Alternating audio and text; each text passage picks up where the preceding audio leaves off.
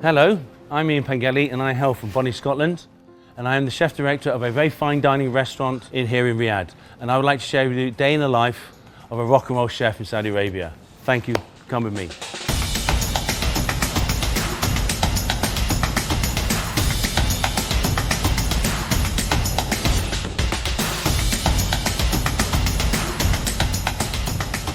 What brings me to Saudi Arabia?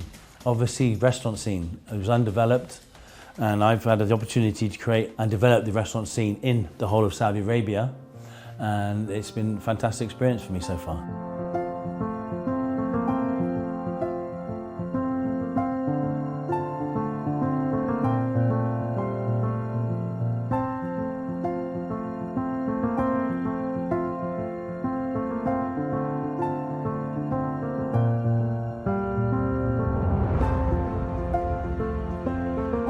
My first impression when I arrived at King Khalid International Airport was the heat, obviously. I've lived in places like Hong Kong, Shanghai, Vietnam, China, Japan, and there it's been humid, but the heat is what hit me first of all.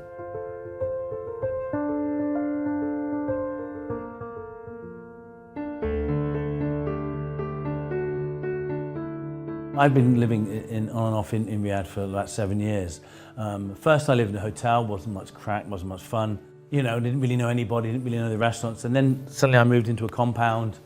We had a few more Brits there, some nice Lebanese people. And then I started to make friends with the local people.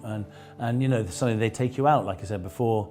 Now I go out every night to eat at different restaurants. And it's who you know, really, because one person might know a good Saudi restaurant, one person might know a good chicken burger restaurant, a Japanese restaurant, Chinese. I know a lot of chefs in Riyadh. And now there's so many new brands and new faces and new restaurants, and they're really well-known brands are coming, and a lot of old chef friends are arriving. So I go and hang out with them, I eat their food, they come and visit me, and they eat my food. You know, and it's nice to bounce ideas off other chefs, you know. And so I'm really pleased that so many new brands are coming to Riyadh. The scene is getting bigger, better, much slicker, and much more sexier.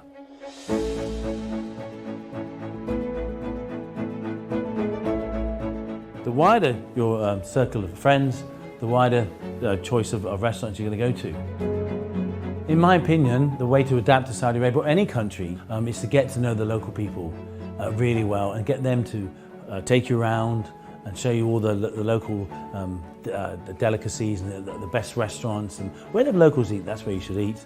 And then let them take care of you so you really immerse yourself in the culture.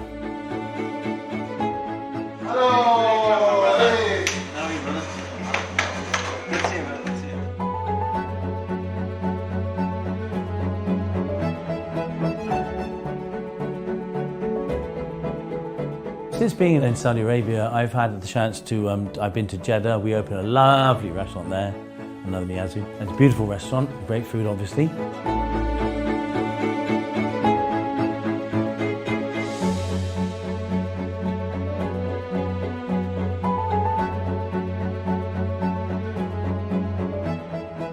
The most important thing that keeps me motivated is the people. When you see a chef, he comes into your kitchen, a bit lost, you train him, you give him a skill, you give them some self-respect, you know, and they go away, and then you see them, they're now a head chef, and they call you up and they say, chef, and you say, what is it? Say, chef, I want to say something. Say, what is it? Talk. So they say, thank you so much for what you did to me, chef. That's the best thing about it. That's when you make a difference in someone's life and they thank you for it. It's worth $1 million.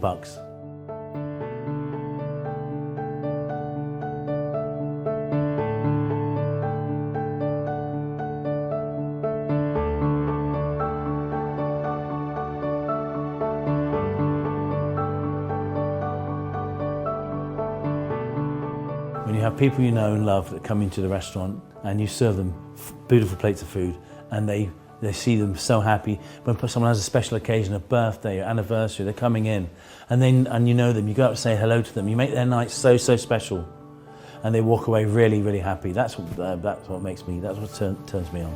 The people, the guests.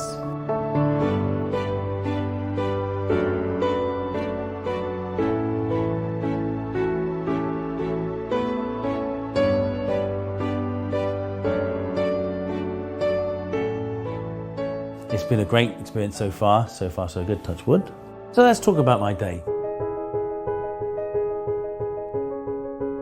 today I had about 15 espressos, and that's all I need. I do love a good coffee in the morning. I think every chef does. Ryan, can I get a coffee, please? And then it depends what's going on in the day. If it's a hectic day, stressful day, we're drinking coffee all day. So we arrived at work. First thing we do, what I like to do is to go and say hello to the senior chefs, make sure they're all right. But I always check the schedule to make sure no one's pulling a sickie or not turned up. So I check them, it's very important. And then I go and say hello to the guys on the sections, say good morning, check that they're okay. Then we go and we do our briefing. I'm trying to motivate the staff, give them a bit of energy, because they can be working 12-hour day, so it's not easy in the kitchen, as I think we all know that. Morning, guys. Good morning. In my kitchen, I think it's really important that everybody gets along, and we are trying to blend the characters together. And I think it's you get more out of the staff. Everybody's away from home, so it's difficult as it is. And I want to give them a future. So my commis chefs are the chef de parties of the future. My chef de parties are the sous chefs of the future. So every next restaurant we open, which is going to be Robata, I want these guys to get the promotion. I don't hire from outside. I promote from within. And I take care of them. They call me lots of things, but they call me Big Daddy. I mean, I'm not big, but maybe like a daddy figure, right? And I'll be honest with you, right? Jason's been with me 25 years, Barry's been with me 8 years, all the chefs have been with me 7 years, and they take good care of me, and I take good care of them. So we give information to the staff and let them know what's going on, if there's any problems, or pat them on the back if it's been a good service the night before. And because we've got so many different cultures, we have different ways of ending the briefing. And sometimes when Sadiq gets up and he has a dance and a sing-along and gets the staff to get the energy flowing, and get them all in a good mood for the day ahead. And they enjoy it, they enjoy a bit of fun, I mean, we're not one of those strict, harsh kitchens where you just put it on people all the time. You want everybody to be happy. I think happy guys, happy food. Thank you, Ryan. Yep. All right, and remember, consistency is the key. You understand? Yes, sir. Okay, Sadiq, please, come here. Yes, sir. Let's go. 1, 2, 3, go.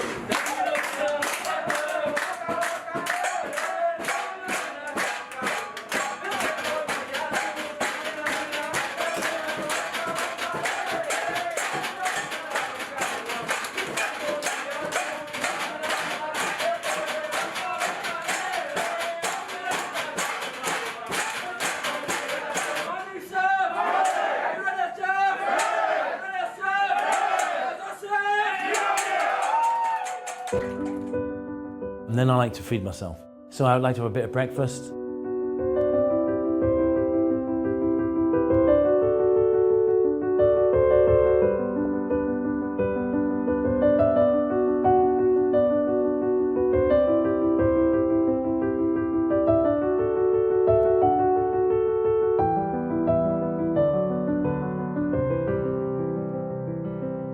Let's talk about dumplings. One of my favourite things to eat. See, the thing is with dumplings, right? You go into any dumpling restaurant, anywhere in the world, a good one, and you can order 10 plates. So you have 10 things to try.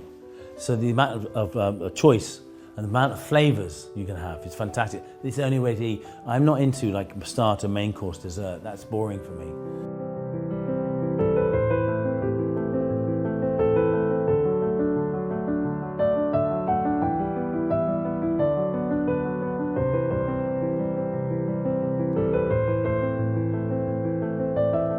We're going to talk about food in Saudi Arabia.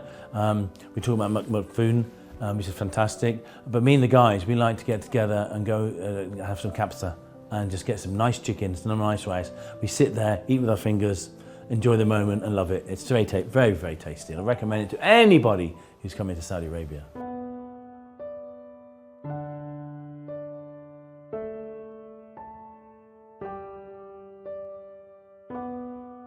When I was younger, we grew up in Scotland for a little bit when I was young, and we used to go camping in the mountains. And very, very cold, as you can imagine. And it's kind of similar in the desert. It does get a bit cold, but you've got the big fire going.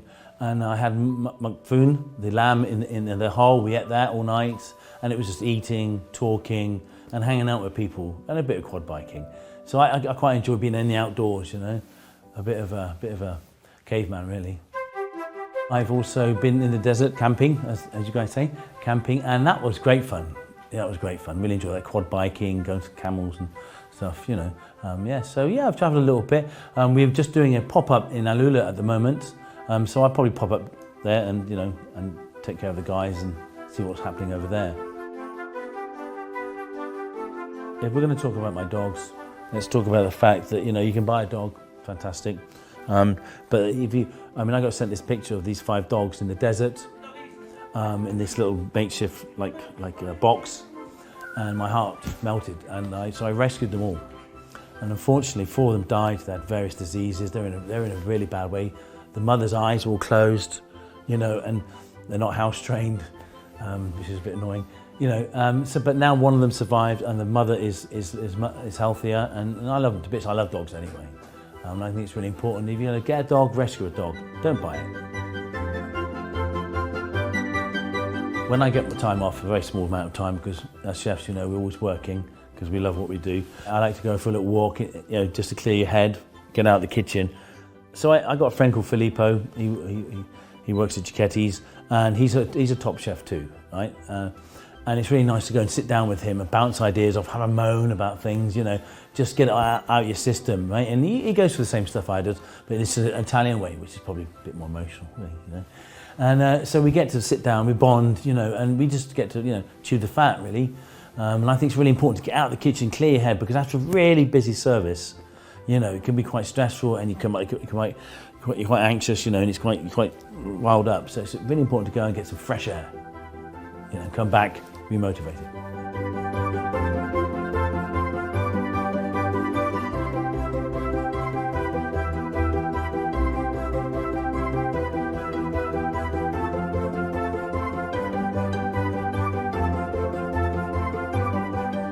I'm in the gym playing ping pong. I am actually the compound champion at the moment. Everybody knows I like ping pong, and Barry thinks he's an extremely fantastic player. But obviously, today I showed him that he wasn't. But we're not competitive really. We love each other really as chefs and work colleagues. But I do love a good game of ping pong. Barry's an expert in badminton, an expert in tennis, apparently an expert in squash, but he's rubbish at ping pong.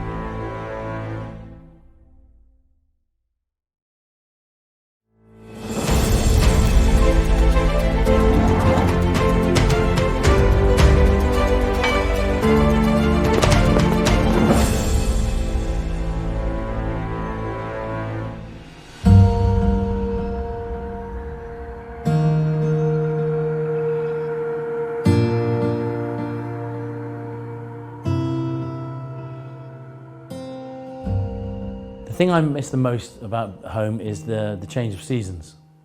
You come through the winter, you get snow, it's cold, you're at home, you've got the fire burning, dog on your lap, nice big roast beef, and then you go into spring, you smell the change of season. Spring, the snow's melting, the sun's coming out, and then you get summer, all 5 days of it in England, or in Scotland, maybe 2 days. And then you come to autumn, you smell the leaves are falling off the trees, you walk around, the wind's blowing, it's great fun. And then you got winter again, I miss the seasons. If there's anything I would miss if I ever left Saudi Arabia, I don't think I will. I think I'll always be part of Saudi Arabia, coming back here, is the sunshine. If I was going to tell anything to my friends and family back home, I'd say there's a lot going on here. There's a lot here to see. The sea in Jeddah, the rocks in Alula, the desert, and you go up north, the greenery, you go swim with the dolphins. There's a lot of stuff you can do here. So lots to explore. So I'd recommend, come over, get a tourist visa, come on over.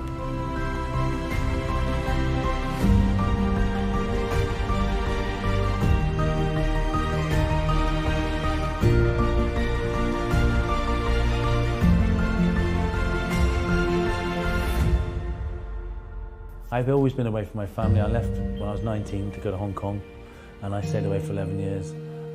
So I kind of, also my family in the military, so we're always moving around. My dad was away a lot. But you have to make similar, situation scenario where you are. And also I've got the love of the kitchen, you know, so that keeps me very, very well occupied. And I got this team of young guys and girls that's fabulous, you know, so you're constantly occupied anyway. So, and then you got FaceTime now, so it's not a problem.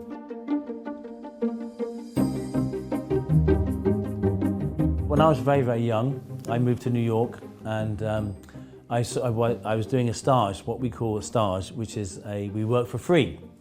And so you go into other kitchens, work for other chefs, and they put me with the Japanese sushi master. And I can tell you it was one of the most incredible experiences of my life, but also one of the worst. And all I did was wash rice. And one day he said to me, okay, you know, you can clean the salmon. So I thought, cleaning the salmon, that'd be fantastic. So I'm cleaning the salmon. Then he comes running down. I hear this clip, clip, clip, clip, clip, clip, and then he starts screaming at me, screaming. And I was like, what have I done wrong? Apparently I was doing it too vigorously, so I was back on rice for the next 6 months. You know, but eventually they do share their secrets with you, and they do teach you. So that's my first experience of rice in a Japanese restaurant. Where it all started for me was I left school with no qualifications. I didn't know what I was going to do, ran away from home, ended up working as a kitchen porter in this one-star restaurant, and I didn't mind it. I didn't mind hard work, so my pots and pans were clean. And one day the chef, I had a big fight with one of his chefs, and he fired one. And then he just turned around and said, "Oi, Ginger, come here." And I said, "What, come running over?" He said, "You're cooking now." And he started to teach me how to cook, and I couldn't believe how much I enjoyed it. You know, the beautiful plates of food, the creativity, the camaraderie. It was fantastic, 'cause I knew then that's what I wanted to do. And he moved to Hong Kong. Now, as a child, I lived in Hong Kong. My father was in the military. And he said, "Do you want to come to Hong Kong with me?" Well, you all know the answer to that. I went to Hong Kong, and I spent 11 years in Asia. And so I went to Vietnam, I went to China, went to Japan, went to Korea, went everywhere. Traveled. I was soaking up knowledge.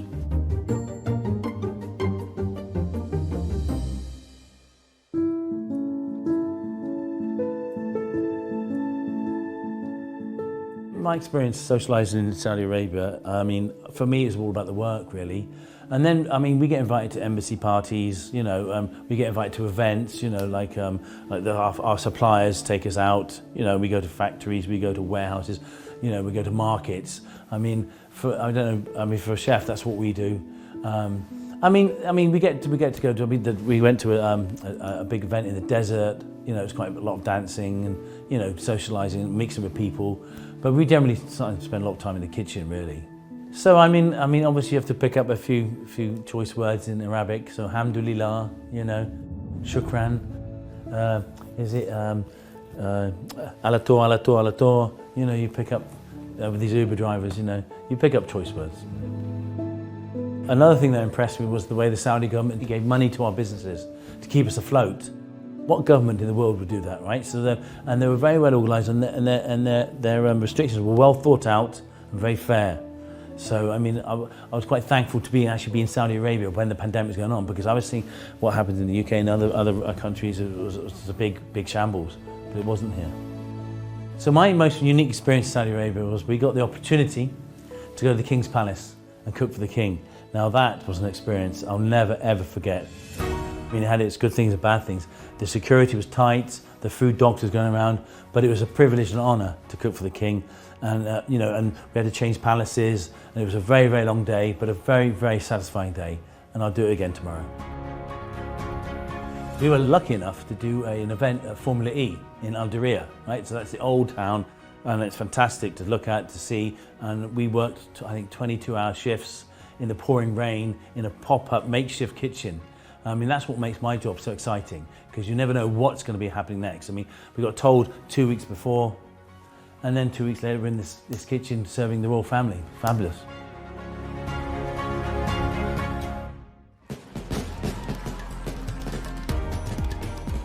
It was amazing when Riyadh season happened. I think 150 restaurants descended on Riyadh, and that is only good for the scene, actually. The more restaurants that we have in Riyadh, the more people are going to go out and enjoy it rather than stay at home cooking.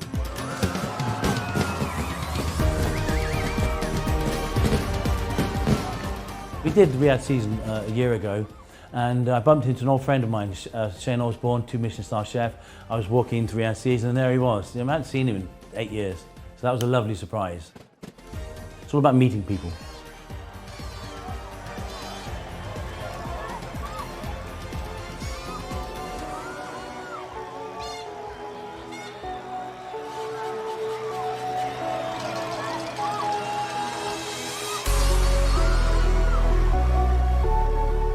I do like the new music scene in Riyadh, actually, or in Saudi Arabia. I had one of my DJ friends come over from Dubai who was performing, great guy, hadn't seen him for a very long time. Unfortunately, I had to work, so he just came over, visited me for an hour, and then off he went to perform at Middle East, and apparently he was epic.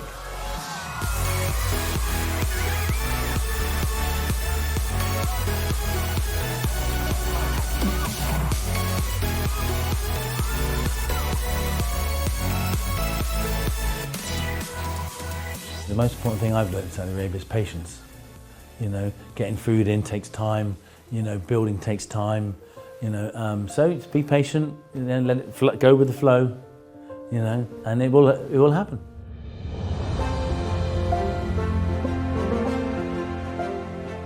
What a day I've had today. It's been great with the crew. Everything's been fabulous. It was great to feed you guys. Yeah, it's been a wonderful day. And my experience in Saudi Arabia, share it with people, which is the most important thing. Share what's going on in my life, how much we love Saudi, how much we love being here, how much we love contributing to this restaurant scene here in Saudi Arabia. A message to my family? Yes, of course. Hi guys, I miss you and I'll be home soon. Love you all.